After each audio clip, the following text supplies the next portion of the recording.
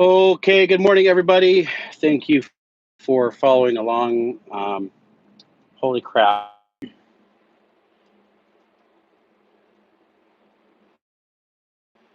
All right, sorry about that. So, these live videos sometimes struggle to stay connected since I do it while I'm driving, since it's hard to find time. Anyway, today, the biggest struggles so far that I've had.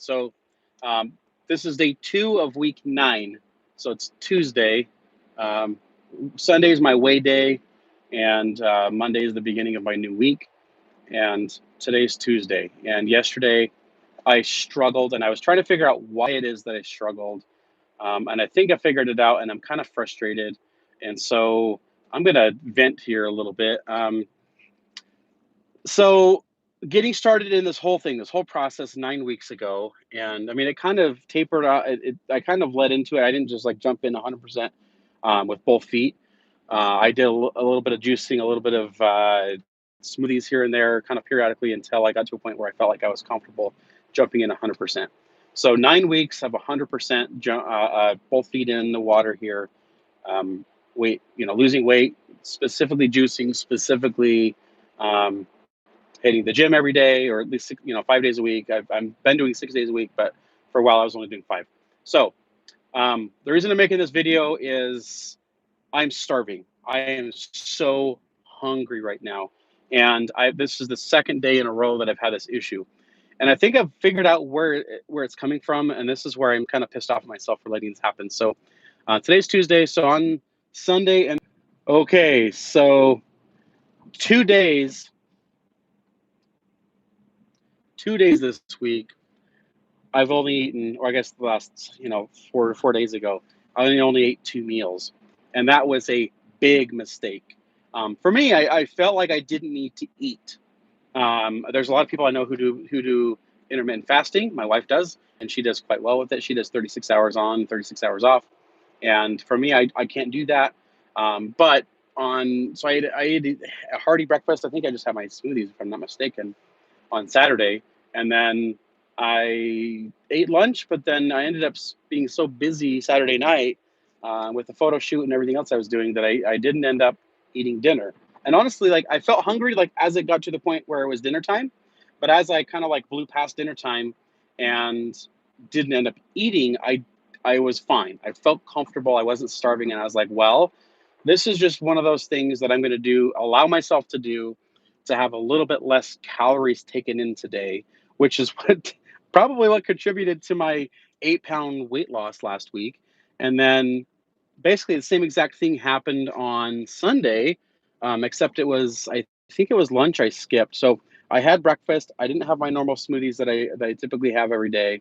I had a huge omelet for breakfast, and then I didn't have like around lunchtime. I started getting sweats, and so I actually had a kombucha green tea, and that was actually really good, and it hit the spot, and I felt great.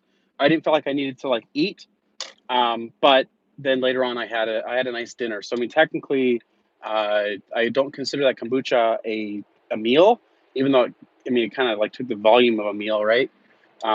But it wasn't really like huge in calories, so that I don't consider it a meal. Anyway, so I only ate 2 meals that day, and then Sunday I ate. So the Sunday dinner meal, because I was hungry, I ate more than I normally do, and I had potatoes for the first time in at least 2 months. I had mashed potatoes and gravy, just a little bit. It was probably half a cup, and then I had probably 4 ounces of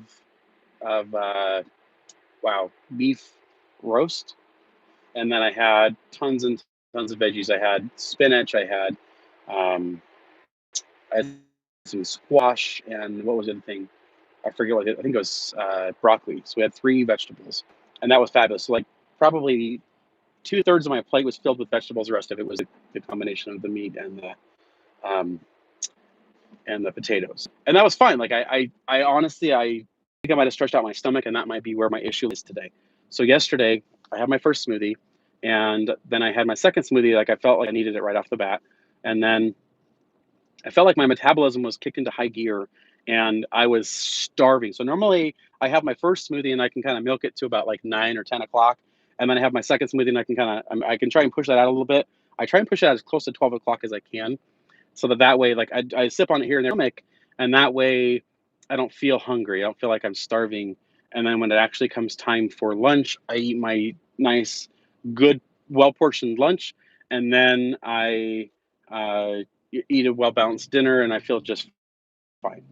So yesterday at 10:30, I had already had both of my smoothies, and I was so hungry, and I'm like, if I don't like, I recognize the trigger, like the feeling that if I don't eat now, I'm going to get so hungry to the point that I'm going to binge and eat anything that's in front of me and everything that's in front of me.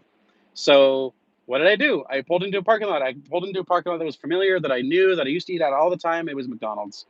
And I pulled into the drive-through. I pulled up the window and getting ready to order my food. And I was like, no, I can't do this to myself. I can't.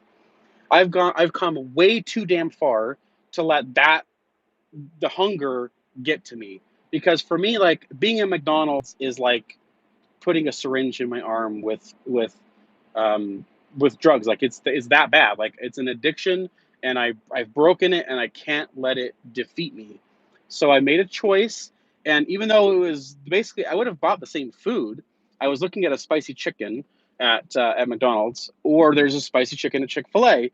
And so what I did is, I knew that by eating at McDonald's, that it would have a negative impact on me, even though the calories were probably about the same. So, but I chose to go over to Chick-fil-A and have a chicken sandwich, and that was like 470 calories. I only had half of the bun, so I felt like I did okay there. I made a better choice, but still, it's breaded chicken, still higher in fat than the food I typically eat. But I'm like, at least I was making a choice. That's the thing, is making the choice to do something different. Um, a few hours later, I was hungry again, and I'm like, man, what the heck is wrong with my metabolism today? It's on fire. So I was out and about. I was driving, and I found a Del Taco, and I loved it. I love Taco Bell. Their food is so good, but it's so high in calories. I struggle. I'm sure there's healthy options, but for me, I struggle to find something that I like, that's enjoyable, that's gonna be a good option for me. So I went ahead and chose to have Del Taco, and they had 100, or I say, wow, it was $1.10. It was a grilled chicken taco, and it was rather small, but it was 210 calories. So that means that between my Del Taco and my Chick-fil-A, I had 680 calories, I think, something like that. So, which is definitely high compared to what I normally have for lunch. But um, shoot, 6 months ago, I would have had a double quarter pounder with cheese, and a large fry and a large soda. And that would have been probably close to 2,000 calories in one single meal. And I would have eaten my whole day in one meal. So anyway, today, here it is, 8:30. I've only sipped on my drink a little bit, but this morning I got up to go to the gym, and I was exhausted. Honestly, I was fighting myself. I was trying to make excuses, and I honestly, for the 9 weeks I've been doing this, this is the worst day so far, that I struggle to find the motivation to get to the gym. And I am so grateful that I have a gym partner. So my 17-year-old, she came with me, and honestly, that was the best thing for me, because I think if she wasn't up, and because my wife woke up at 4 o'clock to go to work, and I woke up at the same time, and I couldn't go back to sleep. I was struggling, so my alarm goes off at 5:08 in the morning, and so I had an hour to kind of sit and stew over it and decide, what do I need to do. Um, anyway, so Haley's sitting there awake and ready to go. So I felt guilty. So my guilt is what I have to credit or blame, whichever way you look at it, for me getting off my fat behind and getting to the gym this morning. It was a huge struggle. I even double scooped my pre workout today, and I pushed and pushed my way through my workout. I struggled. It was not easy today. Um, and I kept looking at my freaking watch. I was like really having a hard time maintaining motivation to keep moving. Um, and then I get home and I'm hungry again, so I start like I make my smoothies and I start thinking of all the things I could eat right now that I want to eat a banana. I want to eat, and for me, it's like good choices, right? And they're not terrible choices, but I can tell that I'm already getting to that point where I'm just gonna like binge. So anyway, I just wanted to talk about that a little bit while it's fresh in my mind, because I think in the very beginning, it's definitely super duper hard to get started.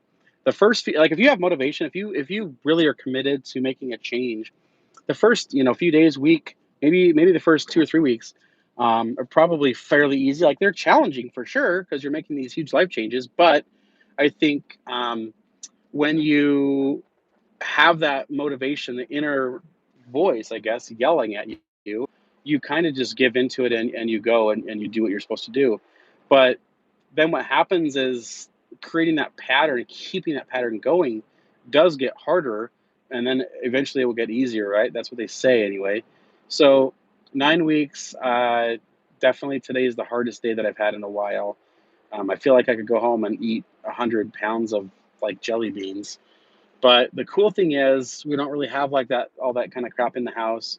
Um, so I can go home and make better choices. I can pound this smoothie. I'm getting ready to go on a road trip, so I'm gonna go cut me up some celery, a little bit of peanut butter, and the volume of that in my belly will actually make me not feel hungry, and so then I won't have to binge. So hopefully this helps. Hopefully it gives them a reminder that there's always something fighting you. There's always going to be an excuse, and no matter what, you have to stay on that train, because if you don't stay on the train, like you that's the thing, is like when you the first few days, the first week or whatever, you get this train started, like it's going down the hill, and there are some days when you're going way uphill and it hurts like hell. But if you don't stay on that train, then things are going to get worse. Things don't get easier. So it's easier to fight through that pain, to fight through the frustration, and to fight your own head, to really just push through and do what you committed to do originally. So hopefully that helps. Take a minute, take a second to subscribe to the channel. Please leave a comment below. It definitely helps with Google algorithm. Google is a funny little beast nowadays. It's important that they see people liking and commenting and things like that. So feel free, please share with me your biggest struggle if you've lost some weight, or maybe a question that you might have about something I've maybe experienced. Maybe I can make a video about it. Drop me a line and we'll be in touch. So thanks again. Talk soon.